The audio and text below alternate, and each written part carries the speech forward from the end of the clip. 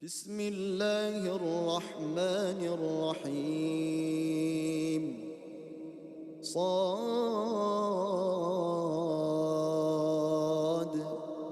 والقرآن ذي الذكر بل الذين كفروا في عزة وشقاق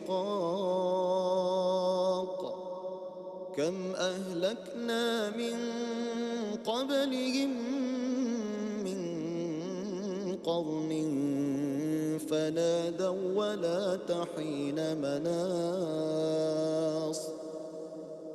وعجبوا أن جاءهم منذر منهم وقال الكافرون هذا ساحر كذاب أجعل الآلهة إلها واحدا إن هذا لشيء عجاب وانطلق الملأ منهم أن امشوا واصبروا على آلهتكم إن هذا لشيء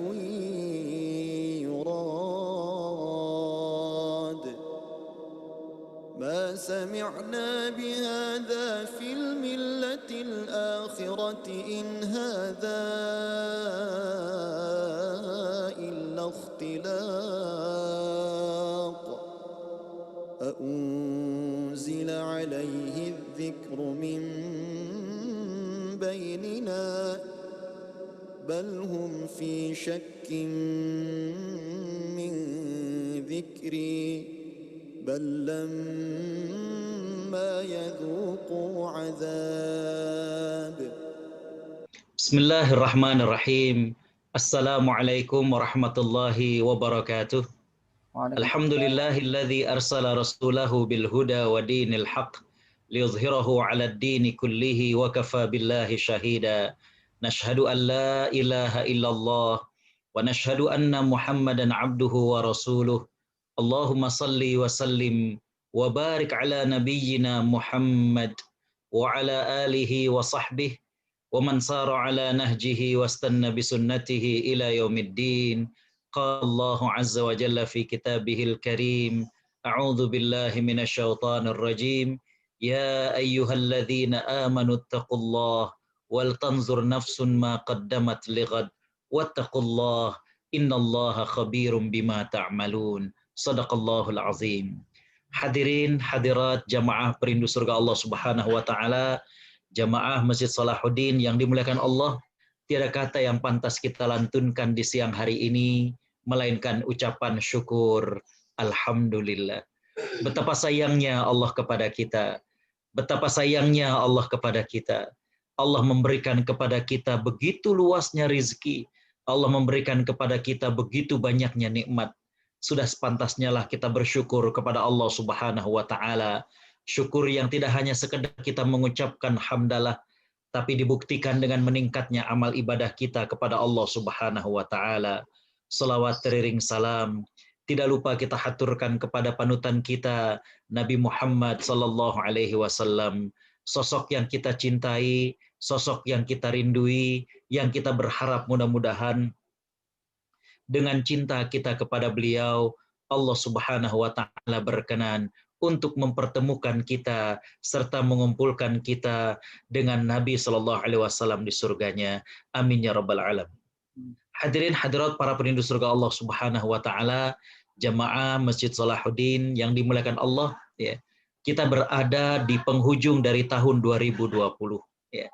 Dan seorang mukmin yang bijak tentunya dia akan senantiasa, ya, untuk mengevaluasi diri, melihat betapa banyaknya amal yang sudah dia lakukan, dan juga melihat berapa banyak kesalahan dan khilaf yang selama ini dia lakukan. Untuk itulah pada kesempatan kajian siang hari ini kita akan membahas tentang bagaimanakah sahabat dan salafus saleh dalam bermuhasabah. Hadirat para perindu surga Allah Subhanahu wa taala, kalau kita melihat tentang muhasabah, ya, maka hal yang pertama adalah ya, bagaimana urgensi muhasabah itu. Ya. Yang pertama, betapa pentingnya muhasabah. Sampai-sampai Allah Subhanahu wa taala memerintahkan kepada orang-orang yang beriman untuk melakukan muhasabah, untuk evaluasi diri, introspeksi diri. Allah Subhanahu wa taala berfirman, "A'udzu billahi minasyaitonir rajim.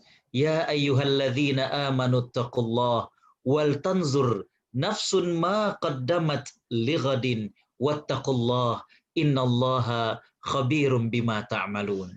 Hai orang-orang yang beriman, bertakwalah kalian kepada Allah. Ya. Jadi Allah Subhanahu wa taala minta kepada orang-orang yang beriman untuk meningkatkan dirinya. Ya. Menjadi orang-orang yang bertakwa kepada Allah Subhanahu wa taala. Selanjutnya Allah Subhanahu wa taala mengatakan, dan hendaklah setiap jiwa melihat masa yang lalu. Untuk apa? Untuk masa yang akan datang. Allah Subhanahu wa taala meminta kepada setiap orang yang beriman untuk melakukan muhasabah diri, introspeksi diri, evaluasi diri, ya. Yang mana Allah mengatakan fungsinya bukan kemudian hanya sekedar menyesali, bukan kemudian mencari kambing hitam dari masa lalu, bukan kemudian ya, berlepas tangan dari masa lalu, tapi fungsinya adalah lighadin. Bagaimanakah untuk hari esok? Bagaimanakah untuk perbaikan-perbaikan selanjutnya? Makanya Allah kemudian menutup kembali dengan perintah takwa. Wattaqullah. Ya. Ketika kita melakukan muhasabah, tentu berbagai macam sikap manusia. Ya. Ada yang kemudian acuh, ada yang kemudian takut sekali, sampai kemudian tidak berani untuk melakukan aktivitas. Maka Allah Subhanahu wa taala minta kepada orang-orang yang beriman, setelah dia melakukan muhasabah, dia bertakwa kepada Allah Subhanahu wa taala. Ya. Dan Allah Subhanahu wa taala menutup dengan sifatnya, innallaha khabirun bima ta'malun. Sesungguhnya Allah Subhanahu wa taala Maha mengetahui atas apa yang kalian kerjakan. Ya. Hal yang kedua, kenapa pentingnya muhasabah adalah karena muhasabah merupakan sifat orang yang beriman. Ya. Maimun bin Mihran, salah seorang tabi'in, ya, beliau memiliki kalimat yang sangat luar biasa. Ya. Ini menunjukkan betapa perhatian para salafus soleh dengan muhasabah. Beliau mengatakan, la yakunul abdu taqiyan hatta yakuna li nafsihi asyaddu muhasabatan minasyariki syahihi li syarikihi. Ya. Kata Maimun bin Mihran, ya, tidaklah seorang hamba mencapai derajat bertakwa sampai dia melakukan muhasabah dengan ketat, sebagaimana rekan bisnis yang pelit sangat-sangat teliti terhadap rekan bisnisnya. Ya. Jadi kalau misalkan di akhir tahun ini, ya, ada dua orang partner bisnis, yang satu sangat-sangat ketat sekali, pelit, ya, maka dia tentu akan sangat detail untuk meminta bagaimanakah hasil ataupun laporan daripada bisnis tersebut. Kalau untungnya berapa, kenapa dapat untungnya segini, kenapa tidak lebih besar, kalau kemudian rugi, kenapa bisa rugi, begitu detailnya. Ya. Kata Maimun bin Mihran, orang akan mencapai derajat takwa kalau dia sangat ketat dalam muhasabah diri. Ya. Kalau kemudian dia tidak longgar, artinya dia mencoba untuk teliti apa yang saya lakukan hari ini. Ya. Ketika subuh, adakah bangun tepat waktunya? Setelah itu bagaimana sholat subuhnya? Setelah itu tadi ya, bagaimana waktu antara subuh sampai ke zuhur ini? Hadirin khotal iman rahimakumullah, kata Maimun bin Mihran, seseorang akan mencapai derajat takwa kalau memang dia sangat-sangat ketat, ya, sangat-sangat teliti, sangat-sangat detail untuk melakukan introspeksi diri. Sebagaimana kata beliau, ya, seorang yang punya partner usaha, lalu kemudian dia pelit dan sangat teliti dengan hasil daripada perusahaan tersebut. Jadi muhasabah merupakan ciri dan sifat orang yang beriman. Yang ketiga, apa urgensinya muhasabah? Lagi-lagi sahabat Umar bin Khattab radhiyallahu anhu, beliau mengucapkan kalimat yang dicatat dalam sejarah. Beliau mengatakan, hasibu anfusakum qabla an tuhasabu. Wazinu qabla an tuzanu wasta'iddu lil 'ardil akbar. Ya. Umar bin Khattab mengatakan, hisaplah diri kita sebelum kita dihisap nantinya di akhir. Ya. Bapak Ibu yang dirahmati Allah, kalau sok kita ya, kemudian katakanlah di kantor setiap bulan melakukan monef, monitoring dan evaluasi. Maka pada saat semester, pada saat akhir tahun ya, kita tidak akan terlalu sibuk dengan laporan-laporan evaluasi. Karena kenapa? Kita sudah menyicilnya. Ya. Kita sudah setiap bulan melakukan monitoring dan evaluasi, bulan kedua, bulan ketiga, sehingga pada saat di bulan 12 kita melakukan monef secara umum, maka kita tidak akan terasa berat. Kenapa? Karena kita sudah melakukan tiap bulan monitoring dan evaluasi itu. Ya. Begitulah Umar mengatakan kepada kita. Bagaimana dengan muhasabah ini, ya, hadirin khotaliman rahimakumullah, kita jadi nggak merugi nantinya pada saat di akhirat. Kenapa? Karena pada saat di dunia kita sudah melakukan muhasabah ini. Ya. Kita sudah melihat bagaimana amal kita. Kalau kita katakan alhamdulillah yang wajib sudah kita lakukan, yang sunnah masih sedikit. Kita tambahkan lagi. Ya. Maka akan menjadi orang yang beruntung. Begitu juga pada saat wal-iyazubillah, ya, kita memiliki hari-hari yang penuh dengan dosa. Maka dengan muhasabah kita menjadi tersadarkan, berjanji dan bertekad tidak mengulangi, bahkan kemudian berubah menjadi yang lebih baik. Makanya Umar mengatakan, hasibu anfusakum qabla an tuhasabu. Hisaplah diri kalian di dunia sebelum nanti di akhirat. Wazinu qabla an tuzanu. Timbanglah, ya. Artinya bukan kemudian kita menjadi santai-santai, bukan kemudian kita menjadi sombong dengan amal kita, tapi justru dengan kita kemudian menghitung amal kita, kita berusaha ingin meningkatkan lagi, meningkatkan lagi, meningkatkan lagi.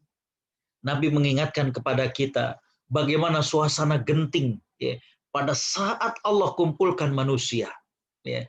Allah berfirman, a'udzubillahi minasyaitonir rajim, yauma tu'raduna la takhfa minkum khafiyah. Pada hari itu kamu akan dihadapkan kepada Tuhanmu, tiada sesuatu pun yang tersembunyi bagi Allah Subhanahu wa taala. Jadi muhasabah ini adalah agar tidak merugi pada hari kiamat. Yang keempat, hadirin khotaliman rahimakumullah, apa urgensinya muhasabah? Ya. Imam Al-Baydhawi dalam tafsirnya belum mengatakan bahwa salah satu manfaat dan pentingnya seseorang mukmin itu melakukan muhasabah adalah agar dia senantiasa berada dalam petunjuk. Ya. Ketika dia kemudian melakukan muhasabah, dia akan terpacu hatinya untuk selalu meningkatkan amal ibadahnya. Ya. Atau ya, dia segera menyadari betapa dia kurang dalam beribadah. Inilah yang kemudian dilakukan oleh para sahabat dengan para salafus soleh. Ya. Di mana mereka selalu melakukan muhasabah agar kemudian mereka selalu berada dalam hidayah Allah Subhanahu wa taala. Ya. Kita saksikan bagaimana ada sahabat-sahabat ya, yang datang ke rumah Nabi Shallallahu alaihi wasallam dan ternyata Nabi sedang tidak ada di tempat. Lantas mereka berbicara dengan Aisyah Ummul Mukminin. Ya. Mereka bertanya tentang bagaimanakah ibadahnya Nabi Shallallahu alaihi wasallam. Maka setelah Aisyah ceritakan bagaimana ibadahnya Nabi Shallallahu alaihi wasallam, mereka taqalluha. Mereka merasa sedikit amal mereka dibandingkan dengan Nabi Shallallahu alaihi wasallam. Ya. Maka kemudian mereka mengatakan, yang satu, aku tidak akan menikah. Yang satu lagi bahwa aku tidak akan ya, tidur malam, aku akan sholat, ya, menghidupkan malam itu. Ya. Hadirin khotibah rahimakumullah, yang satu lagi aku akan puasa dan maghrib nggak akan berbuka, terus disambung. Ya. Ternyata ketika ketiga orang ini berbincang, Nabi Shallallahu alaihi wasallam pulang dan mendengar. Nabi kemudian bertanya, antumul ladzi qultum kadza wa kadza? Apakah kalian yang tadi aku dengar mengatakan ini dan itu?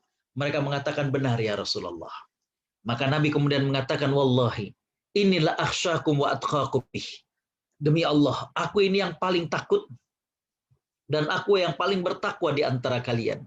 Tapi aku puasa dan aku berbuka, aku sholat dan aku tidur, aku menikah, ya, maka barang siapa yang benci dengan sunnahku, maka bukan termasuk daripada golongan umatku.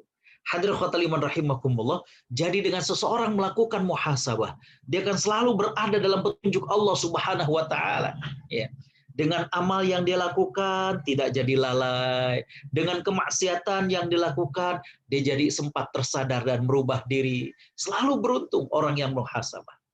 Yang berikutnya adalah agar tidak tertipu, ya. Mungkin diberikan dunia oleh Allah Subhanahu wa taala, tapi kita perlu melakukan muhasabah. Bagaimanakah amal kita sebelum mendapatkan dunia ini? Allah Subhanahu wa taala berfirman, "A'udzubillahi minasyaitonir rajim, alladzina kadzdzabu biayatina sanastadrijuhum min haitsu la ya'lamun." Dan orang-orang yang mendustakan ayat-ayat kami. Lihat, ya, mereka-mereka ini mendustakan ayat-ayat Allah Subhanahu wa taala, tapi Allah Subhanahu wa taala bagi kepada mereka dunia. Ya. Tapi itu adalah istidraj, Allah mengatakan. Sanastadrijuhum min haitsu la ya'lamun, ya. Maka hadirin khotaliman rahimakumullah, kami akan menarik mereka secara berangsur-angsur menuju kepada kebinasaan. Ya. Jadi, pada saat di dunia, banyak di antara kita yang sudah Allah berikan dunia. Ya. Tapi sayang disayang, ternyata menjauh dari Allah Subhanahu wa taala. Ya. Maka dengan muhasabah kita jadi tersadar bahwa apa yang sudah kita terima ini betulkah nikmat dari Allah Subhanahu wa taala. Jangan-jangan waliyadzubillah dia adalah istidraj. Para ulama mengatakan untuk membedakan antara ini istidraj dengan ini merupakan nikmat dari Allah Subhanahu wa taala, lihat sebelum seseorang mendapatkan dunia tersebut, apakah dia termasuk orang yang taat kepada Allah atau waliyadzubillah dia orang-orang yang sering melakukan maksiat. Kalau dia adalah orang-orang yang berada dalam ketaatan kepada Allah Subhanahu wa taala, maka dunia yang datang kepada dirinya merupakan nikmat dan anugerah dari Allah Subhanahu wa taala. Tapi kalau ternyata dia sedang lalai, jauh dari Allah Subhanahu wa taala, tapi di saat itu makin kemudian bertambah amanah duniawinya, maka hadirin khotaliman rahimakumullah, waspadalah. Jangan-jangan itu merupakan istidraj. Istidraj itu adalah jebakan. Orang merasa tertipu. Oh, lihat, saya hidup di dunia senang, saya hidup di dunia bisa kemana-mana. Tapi ketika kemudian dijauh dari Allah Subhanahu wa taala, sesungguhnya itu bukan nikmat. Itu merupakan istidraj, tipuan dari Allah Subhanahu wa taala. Urgensi muhasabah yang berikutnya adalah agar tidak sombong. Dengan ibadah yang dilakukan oleh orang yang beriman, dengan kebaikan yang dilakukan oleh orang yang beriman, maka berpeluang bagi seseorang untuk kemudian punya iri hati, sombong. Nah, dengan muhasabah kita jadi introspeksi diri. Oh ya Allah, saya ini dipandangnya begini. Oh ya Allah, alhamdulillah nikmatmu ini sudah semikian banyak. Anak kami lahir sehat, sekarang juga tumbuh sehat. Hadirin khotaliman rahimakumullah, jangan sampai kemudian justru dengan dunia yang Allah berikan kepadanya, seseorang itu menjadi sombong. Makanya dengan muhasabah kita jadi introspeksi diri. Oh ya Allah, kemarin ada teman kita, dia kaya, gagah, tapi meninggal dunia. Jadi kita coba untuk kemudian lebih merendahkan diri kita agar jangan sampai sombong. Kita hanya ditutup oleh Allah Subhanahu wa taala. Imam Muhammad bin Wasi', beliau pernah mengatakan, "Lau kana lidzunubi raihatun, ma qadara ahad an yajlisa ilayya." Kata beliau, kalaulah dosa itu memiliki bau, maka tidak akan ada seorang pun yang berani duduk dekat-dekat dengan diriku. Kalau dosa itu punya aroma, kalau dosa itu punya bau, orang nggak mau duduk dekat dengan kita karena baunya yang keluar daripada tubuh kita. Karena itu buat apa kemudian kita sombong kepada manusia? Nah, dengan muhasabah kita introspeksi. Oh ya Allah, Engkau memberikan hamba ini, Engkau memberikan hamba itu. Sedangkan yang lain tidak diberikan. Tapi kenapa aku jadi sombong? Padahal semuanya dari Allah Subhanahu wa taala. Padahal Allah yang telah menyelamatkan dirinya. Jadi dengan dia melakukan muhasabah, oh ya Allah, tahun 2020 ini ya Allah, begitu cepatnya wabah ataupun pandemi COVID-19 ini. Hadir khotal iman rahimakumullah, kita lihat fulan sakit, fulan meninggal dunia, fulan sakit, fulan meninggal dunia, menjadi pelajaran penting bagi diri kita. Ya. Hadir khotal iman rahimakumullah, ya Allah, ya, aku yang nampaknya bagus ini masih banyak dosanya. Ya. Yang berikutnya adalah mengetahui keutamaan waktu. Ya. Kita yang muhasabah, kita jadi tahu, oh ya Allah, ya, sungguh waktu yang kau berikan pada kami ini betul-betul sangat-sangat luar biasa. Ya. Waktu yang kau berikan kepada hamba ini sangat bermanfaat ya Allah. Ya. Hamba bisa melakukan ini, itu. Ya. Jadi kembali bahwa dengan muhasabah kita jadi tahu, oh iya, umur saya sudah 40 sekian. Allah berikan kepada saya umur sehingga kemudian saya bisa sampai sekarang ini. Ya. Hadir khotal iman, ya, bagaimana seorang ulama kalau dikunjungi oleh ulama yang lain, pasti beliau kalau nggak sedang membaca, beliau sedang menulis, atau beliau sedang mengajar, subhanallah. Berkah betul. Ya. Jadi orang yang rajin muhasabah, dia akan tahu bagaimana ya nikmatnya waktu. Ya. Mereka-mereka yang sudah di alam kubur ingin dikembalikan ke dunia, walau hanya sebentar, tapi tidak dibolehkan oleh Allah Subhanahu wa taala. Ya. Lalu kita yang oleh Allah diberikan kesempatan menghirup nafas, bagaimana kesehatan dan lain sebagainya, maka wajib untuk kemudian orang yang muhasabah melakukan hal yang disebut dengan ya, memanfaatkan waktu. Hadirat para pendengar surga Allah Subhanahu wa taala. Ya. Sekarang kita lihat bagaimanakah para salaf dalam muhasabah. Ya. Hadirat khotul iman rahimakumullah, ini subhanallah, saya baca. Ar-Rabi' bin Khaytham, ya, ini seorang salafus soleh. Ya. Beliau itu menggali kuburan, kayak kuburan ya, di rumahnya. Dan setiap kali beliau merasa malas, aduh kok kayaknya mau sholat malas, ya Allah mau sedekah malas, ya Allah mau berkunjung ke orang tua kok malas. Ya. Ar-Rabi' bin Khaytham, ya, beliau menggali lubang seperti kuburan. Ya. Setiap kali beliau merasa malas, beliau langsung masuk ke dalam lubang tersebut. Ya. Dan kemudian mengingat-ingat, ya Allah, ya, kalau sampai kemudian hamba ya, ternyata dikubur seperti ini, udah nggak bermanfaat lagi ya, apa yang hamba miliki. Ya. Itulah Ar-Rabi' bin Khaytham. Ya. Bagaimana beliau bermuhasabah dengan cara mengingatkan dirinya sebagai seorang yang sebentar lagi akan meninggal dunia. Itu yang kemudian menjadikan beliau semangat lagi, semangat lagi. Ya. Yang berikutnya Abu Bakar As-Siddiq. Ya. Pernah Abu Bakar As-Siddiq datang, masuk ke rumahnya, dia melihat ada segelas susu. Karena saking hausnya dan lain sebagainya. Abu Bakar kemudian mendekat lalu kemudian meminum. Ternyata hadir khotal iman rahimakumullah, alangkah terkejutnya. Ketika ternyata pembantunya ini datang ya, dan kemudian cerita kepada sahabat Abu Bakar ya, bahwa susu yang tadi engkau minum itu adalah hasil ya, dari ya, hewan yang beliau beli pada saat hadir khotal iman rahimakumullah, beliau masih lagi bekerja sebagai peramal. Jadi ternyata pembantunya Abu Bakar As-Siddiq ini sebelum kerja kepada Abu Bakar menjadi pembantu, maka beliau ini pernah menjadi peramal. Ya. Bagaikan disambar petir di siang bolong, saya katakan. Ya.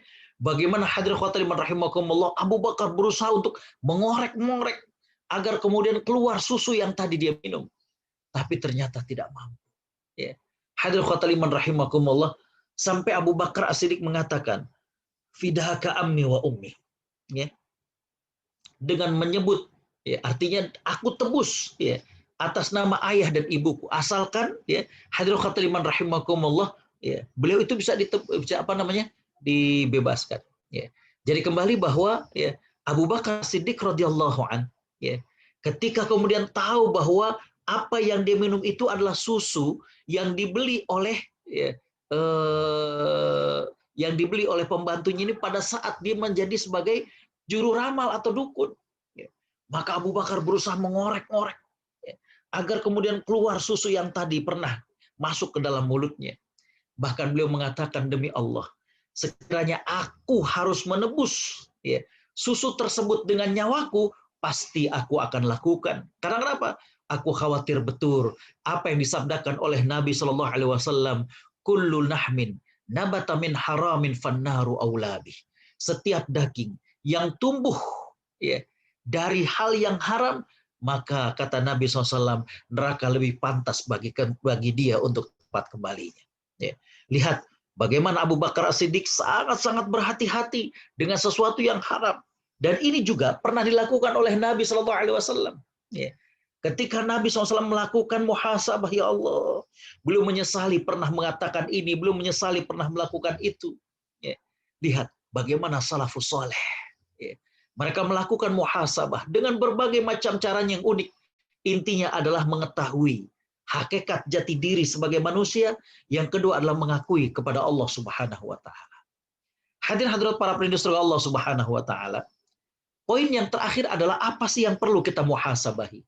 Setelah kita tahu muhasabah itu apa, urgensi muhasabah, yang kemudian teladan salafus soleh dalam muhasabah, yang terakhir adalah hal apa yang perlu dimuhasabahi. Yang pertama adalah dari hal yang wajib. Ya. Apakah kita punya kekurangan atau tidak? Sholat kita, coba sholat kita. Ya. Adakah sudah kita wajibkan? Adakah sudah kita kerjakan? Berkaitan dengan sholat kita, apakah hadirin khotaliman rahimakumullah, ya, sudah kita lakukan dengan khusyuk? Ya. Jadi mengoreksi dalam hal-hal yang wajib. Kewajiban kepada Allah, kewajiban kepada manusia, apakah itu istri, suami, ya, kewajiban kepada anak, ya, dan hadirin khotaliman rahimakumullah yang lainnya. Jadi mengoreksi dalam hal yang wajib. Ya Allah, Ramadan kemarin, ya, bagaimana ibadah saya? Ya, kayaknya Ramadan kemarin itu saya sibuk ini dan itu, masih lockdown dan lain sebagainya. Maka hadirin khotaliman rahimakumullah, coba untuk kemudian memperbaiki diri. Ya. Yang kedua adalah mengoreksi dari hal yang haram. Ya. Apakah dia masih melakukan ataukah tidak? Ya. Padahal kalau Bapak Ibu coba perhatikan, apa yang Allah haramkan itu sedikit sekali dibanding dari apa yang Allah halalkan kepada manusia. Apa yang Allah halalkan kepada manusia itu demikian banyak. Ya.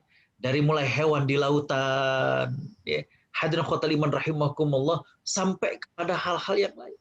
Ya. Jadi, ya, yang Allah haramkan itu nggak banyak. Cuma perlu bagaimana kekuatan hati kita untuk kemudian meninggalkan yang haram. Ya. Jadi, yang kedua adalah yang dikoreksi atau dimuhasabah oleh para salafus soleh adalah tentang hal yang haram. Apakah dilakukan? Ya. Bahkan Nabi SAW, sahabat Abu Bakar As-Siddiq, ya, ketika mereka nggak tahu dan kemudian sempat tertelan atau minum, maka mereka kemudian melakukan introspeksi diri, kayaknya nggak betul ini. Ya. Jadi yang kedua adalah mengoreksi diri dari hal yang haram. Ya. Yang ketiga, hadirin khotaliman rahimakumullah, adalah mengoreksi diri dari kelalaian kita. Ya. Sibuk dengan permainan kita, ya, sibuk dengan games, sibuk dengan tontonan dan lain sebagainya. Ya, coba, ya, ini kita muhasabah. Ya. Kepada para pendengar yang kemudian juga mendengar bersama anaknya, ya, saya sarankan agar kemudian kalian bisa hadirin khotaliman rahimakumullah mengoreksi diri, ya, dari hal-hal yang tidak ada manfaatnya ataupun kurang manfaatnya. Jadi Allah akan mempertanyakan ini. Makanya sebelum kemudian Allah tanyakan, coba kita tanyakan diri kita. Apakah kita lalai dari Allah Subhanahu wa taala? Bagaimana kita dengan baca Quran kita dan lain sebagainya. Ya, jadi kita melakukan muhasabah terhadap apa yang hadirin khotaliman rahimakumullah sudah kita lakukan. Ya. Yang keempat adalah apa yang perlu kita muhasabah adalah niat. Ya. Bagaimana kita mengoreksi niat dalam hati. Bagaimana kita ikhlas karena Allah Subhanahu wa taala. Ya. Apakah yang kita lakukan ini lillah ataukah yang kita lakukan ini li ghairillah? Kalau yang kita lakukan itu li ghairillah, hendaklah kita beristighfar, bertaubat kepada Allah Subhanahu wa taala. Karena apa? Karena hadirin khotaliman rahimakumullah, ya, kembali bahwa masalah hati ini sangat-sangat luar biasa, ya, sangat penting. Ya. Maka ketika kita melakukan aktivitas, maka hadirin khotal iman kita coba lihat, betulkah kita melakukannya karena Allah Subhanahu wa taala atau tercampur, ya, dengan hal-hal yang lain. Ya. Jadi hadirin khotal iman rahimakumullah, ya, kembali kita berada di penghujung daripada tahun 2020. Dan kalau kita melihat bagaimana salafus soleh dari kalangan Nabi SAW juga melakukan muhasabah, bagaimana para sahabat ridwanullahi alaihi, bagaimana kemudian generasi-generasi keemasan di masa tabi'in dan tabi'ut tabi'in, ya, mereka melakukan muhasabah. Bahkan bukan cuma sekedar di akhir tahun, tapi mereka juga melakukan muhasabah apakah per minggu, apakah per bulan, untuk kemudian mengingat lagi, ya Allah, ya, saya bulan ini kurang sekali amalnya, ya, jalan ke sana, jalan ke sini, ya. Saya bulan ini, ya Allah, alhamdulillah, target khatam saya lebih daripada 3 kali misalkan, karena begini, karena begitu, ya. Jadi itulah muhasabah. Dan hadirin khotimah rahimakumullah, kembali bahwa ini merupakan tradisi salafus saleh. Ya. Baik mereka untuk meningkatkan diri kepada Allah Subhanahu wa taala, ataukah hadirin khotimah rahimakumullah, mereka lakukan tersebut adalah untuk kemudian ya mengurangi ataupun meninggalkan dosa-dosa yang mereka lakukan. Jadi alangkah baiknya ya, tadi dikatakan di akhir-akhir tahun ini kita melakukan muhasabah diri, melihat apa yang kita lakukan dalam kurang lebih 1 tahun ini. Kalau kita coba hitung dan ternyata alhamdulillah banyak amal ibadah kita yang kita lakukan, kita memuji kepada Allah dan bersyukur kepadanya. Tapi kalau kemudian ternyata banyak sekali dosanya, banyak sekali kekhilafannya, kesempatan bagi kita untuk kemudian beristighfar serta menyesal dan bertaubat serta kita memperbaiki di masa yang akan datang. Hadirin khotal iman, waktu juga memisahkan kita. Saya cukupkan demikian dan saya kembalikan kepada MC. Jazakumullah ahsanal jaza. Wassalamualaikum warahmatullahi wabarakatuh. Waalaikumsalam warahmatullahi wabarakatuh. Alhamdulillah kita sudah bersama-sama mendengarkan tausiah daripada Ustadz Dr. Agus Setiawan terkait dengan muhasabah di akhir tahun. Sangat banyak sekali ya apa yang telah dijelaskan oleh beliau. Kalau saya rangkum sedikit, ada urgensi muhasabah itu sampai ada 7 poin. Kemudian beliau memaparkan terkait dengan contoh para salafus salih ketika bermuhasabah, kemudian urgensi apa yang harus diintrospeksi, dan beliau sudah menjelaskan dengan detail. Oleh karenanya bagi jemaah yang ingin bertanya, jadi persilakan bisa ditulis di kolom chat, baik di Zoom ataupun di YouTube. Silakan. Baik Ustadz, sebelumnya sambil nunggu yang lain, jemaah yang ingin bertanya, terkait dengan muhasabah Ustadz, ada muhasabah yang misalkan seperti ini Ustadz, ada orang yang benar-benar menyesali perbuatannya, tetapi perbuatan tersebut itu tidak bisa dirubah gitu Ustadz. Misalkan kayak orang-orang yang mungkin sudah merubah jenis kelamin atau dan lain sebagainya, kemudian dia ingin bertobat, dan juga akhirnya harus seperti apa Ustadz? Bismillahirrahmanirrahim. Alhamdulillah, salatu wassalamu ala rasulillah wa ba'd. Hadirin khotal iman rahimakumullah, terima kasih, pertanyaannya menarik sekali ya. Membuat saya kemudian bernostalgia kurang lebih 14 atau 16 tahun yang lalu ya, ketika masih kuliah di Timur Tengah. Saya ingat waktu itu musim haji ya. Dan saya habis ada ujian, saya sudah daftar untuk menjadi pembimbing di salah satu travel dan sudah diterima, tapi saya agak telat sehingga kemudian jamaah sudah datang baru kemudian saya tiba. Ya. Jamaah sudah dibagi per pembimbing.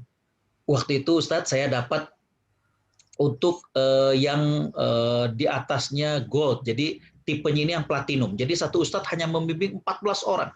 Ya. Subhanallah. Salah satunya itu adalah seorang, apa ya kalau saya katakan, beliau sudah operasi transgender. Ya. Jadi pengusaha salon spa di sekitar Jogja, Solo. Ya.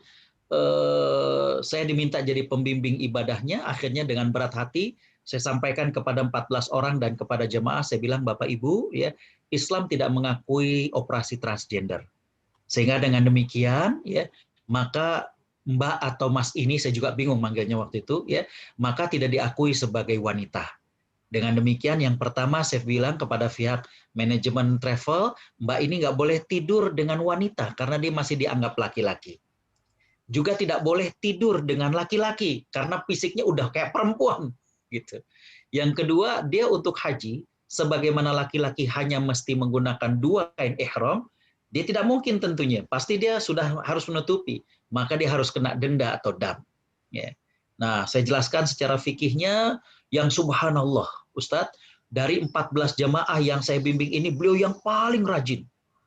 Ya. Beliau jam 1 udah nelfon Pak Ustadz, udah bangun belum? Saya minta antar ke Masjidil Haram, tak antar ke Masjidil Haram. Ya. Nanti orang-orang habis subuh tuh langsung, ya kan, nggak ke hotel, tapi apa namanya, minum teh susu itu di dekat Hilton. Kalau beliau nunggu sampai syuruk. Ya. Saya sampai haru, dari 14 ini justru yang paling rajin tuh beliau. Akhirnya saya katakan, ya, Mbak, kalau memang benar-benar taubat, coba balik lagi. Ya. Artinya operasi transgendernya itu kembali lagi. Ya. Dan beliau berjanji waktu itu, dan beliau punya cita-cita untuk bikin pesantren lansia. Baik, kembali kepada pertanyaan, kalau memang sulit, dia tahu. Ya. Maka hadirin khotul iman rahimakumullah, dalam hadis diriwayatkan oleh Imam Hakim, Nabi SAW bersabda, an-nadamu taubah. Ya. Menyesal itu merupakan pintu awal daripada taubat kepada Allah Subhanahu wa taala. Ya. Jadi dengan demikian hadirin khotul iman rahimakumullah, kepada orang-orang yang tahu akan kesalahan dirinya, akan kehilafan dirinya atas dosanya, maka hadirin khotul iman rahimakumullah, yang pertama kali adalah menyesal. Ketika sulit bagi dia untuk kemudian merubah, contoh misalkan tadi, maka saya katakan, ya, dengan menyesal ini insya Allah Allah akan terima. Sebagaimana halnya juga ada beberapa mereka yang bertato dan mereka merasakan bahwa ini tato mereka tuh permanen. Jadi kalau nggak harus digosok dengan setrikaan, atau mereka harus ke dokter dan itu ada operasi ringan untuk apa namanya, kayak semacam operasi plastik. Ya. Maka saya katakan tobat saja, menyesal saja terlebih dahulu sebelum kemudian mengambil tindakan-tindakan itu. Jadi kembali Ustaz Ali bahwa bagi orang-orang yang tahu perbuatannya itu salah, dosa, dan dia masih sulit untuk kemudian merubah karena satu dan lain hal, maka menyesallah pada Allah dan berjanjilah untuk tidak mengulangi. Ya, wallahu a'lam.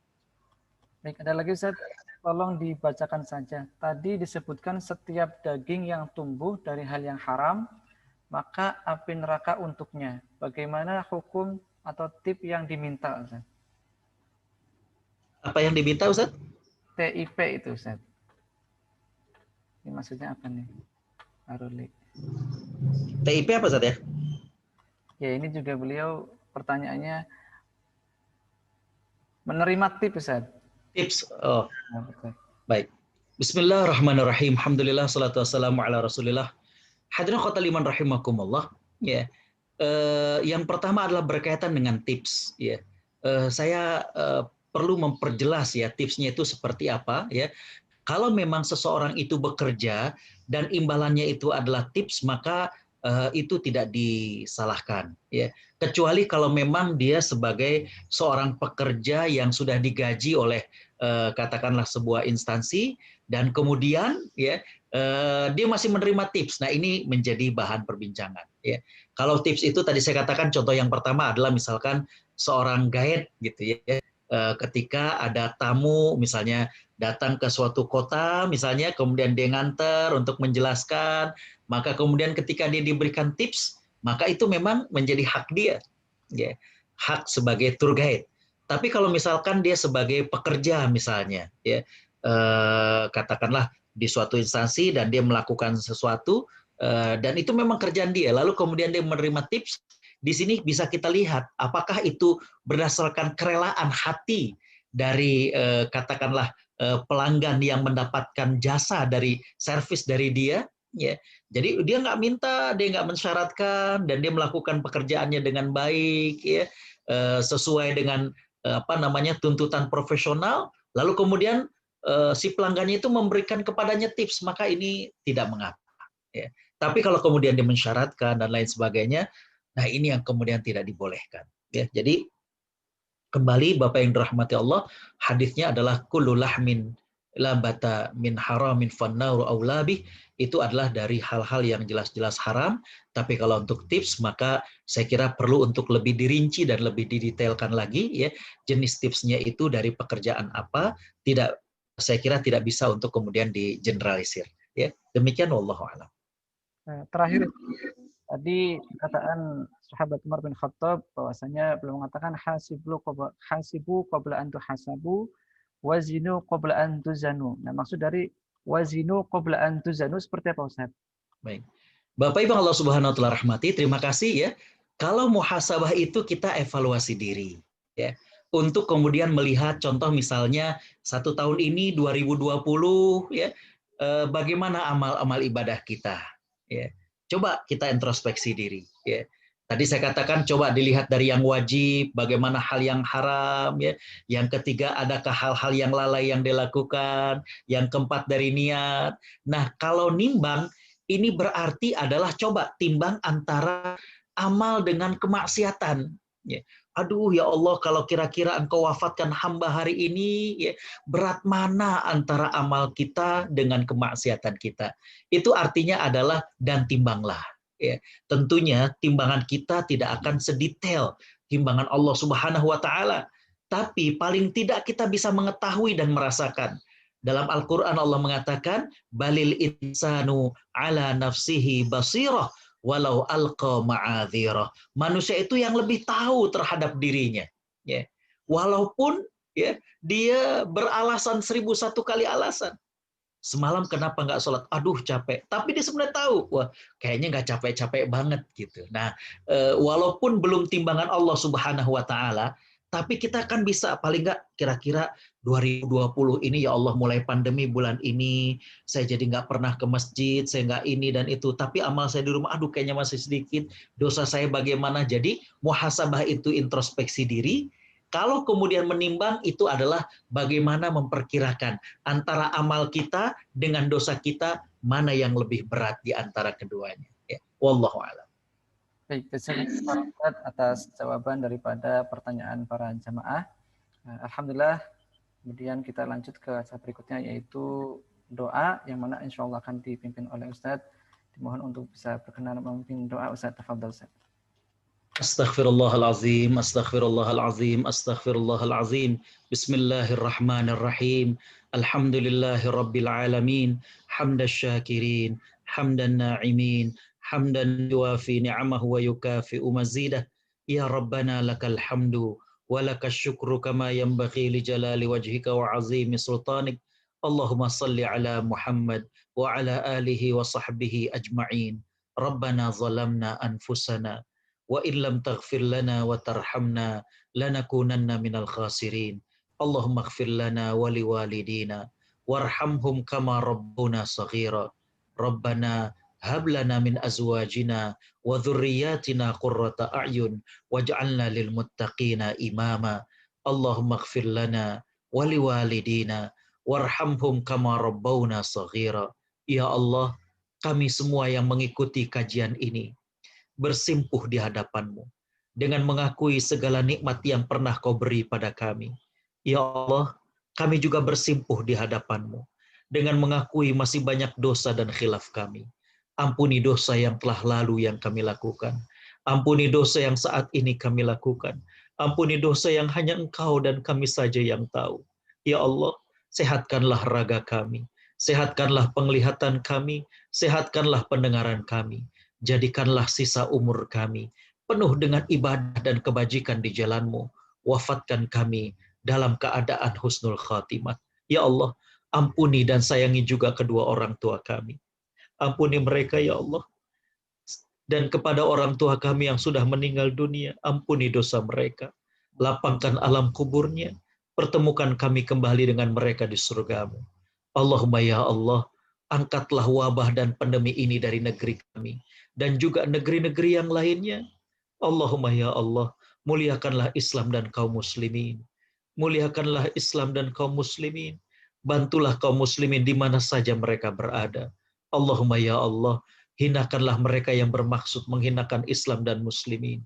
Rabbana atina fid dunya hasanah wa fil akhirati hasanah wa qina adzabannar wa bifadli subhanaka rabbina rabbil izzati amma yasifun wa salamun alal mursalin walhamdulillahi rabbil alamin.